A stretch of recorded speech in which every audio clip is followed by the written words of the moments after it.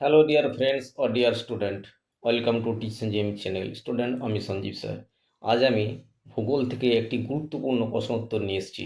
আমি আলোচনা করব, তোমরা মন দিয়ে শোনো। প্রশ্নটি হলো, জিওড কাকে বলে? এর চিত্র সহ ব্যাখ্যা করো। তো উত্তরটি আমি আলোচনা করছি।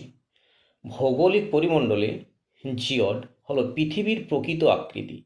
সহজ কথায় বলতে গেলে পৃথিবী দেখতে একদম নিখুঁত গোল বা উপবৃত্তাকার নয়, বরং এর পৃষ্ঠতল উঁচু নিচু এবং অনিয়মিত। নিচে আমি জিওড সম্পর্কে একটু বিস্তারিত আলোচনা করছি। প্রথমে সংজ্ঞাটি আলোচনা করি। পৃথিবীর গড় সমুদ্রতলের উচ্চতাকে যদি স্থলভাগের নিচেও কল্পনা করা হয়, তবে যে অবিচ্ছন্ন এবং ঢেউ খেলানো কাল্পনিক তলটি পাওয়া যায় তাকেই জিওড বলে।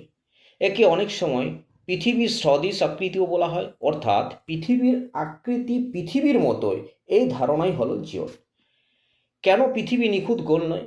না, পৃথিবী পুরোপুরি গোল না হওয়ার প্রধান কারণগুলো হলো অভিকর্ষজ টানের পার্থক্য। পৃথিবী সব জায়গায় মাটির নিচে পদার্থের ঘনত্ব সমান নয়, তাই অভিকর্ষজ টানও ভিন্ন হয়।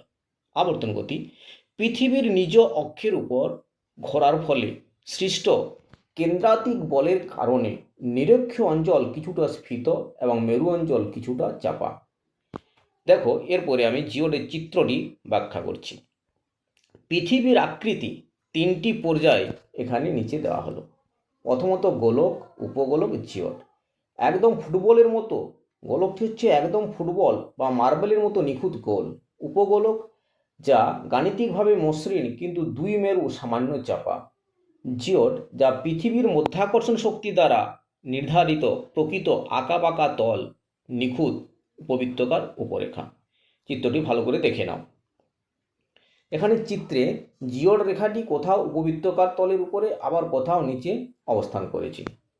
এরপর আসছি আমি জিওডের বৈশিষ্ট্যগুলি হলো, প্রথমত সমবিভব তল। জিওড তলের প্রতিটি বিন্দুতে অভিকর্ষজ বিভব সমান থাকে।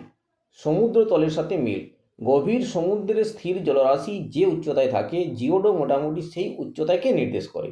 উচ্চতার পরিমাণ মানচিত্র তৈরি এবং জিপিএস প্রযুক্তিতে উচ্চতা সঠিকভাবে মাপার জন্য জিওডকে মূল ভিত্তি হিসেবে ধরা হয়। আপনি কি জিওড এবং এলিফাস্ট এর মধ্যে পার্থক্য সম্পর্কে আরও বিস্তারিত জানতে চান? তবে কমেন্ট করে জানান। ধন্যবাদ।